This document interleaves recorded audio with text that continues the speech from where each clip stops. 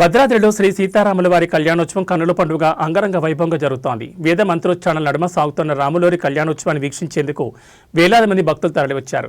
తెలుగు రాష్ట్రాలకు చెందిన భక్తులు భారీగా హాజరయ్యారు. కాగా సీఎం రేవంత్ రెడ్డి సతీ సమేతంగా భద్రాద్రికి విచ్చేశారు. స్వామివారికి ప్రభుత్వం తరపున పట్టు వస్త్రాలు, ముత్యాల తలంబ్రాలు సమర్పించారు. డిప్యూటీ సీఎం భట్టి విక్రమార్క, మంత్రి పొంగులేటి శ్రీనివాస్ దంపతులు, దేవాదాయ శాఖ మంత్రి కొండా సురేఖ సీఎం వెంటొచ్చారు. తొలుత భద్రాచలంలో 351 కోట్ల అభివృద్ధి పనులకు సీఎం మంత్రులు శంకుస్థాపన చేశారు. అంతకుముందు సీతారామచంద్ర స్వామి వాళ్లకు అర్చకులు నగలను అలంకరించారు. శ్రీరాముడికి రామమాడ పథకం, పచ్చల పథకం, సీతమ్మ వారికి చింతాకు పథకం అలంకరించారు. సీతారాములకు మధుపర్క ప్రార్థన చేశారు. ఏకకోటి సూర్య ప్రకాశ దివ్య సింహాసనస్యోపరి ప్రతిష్ఠితస్య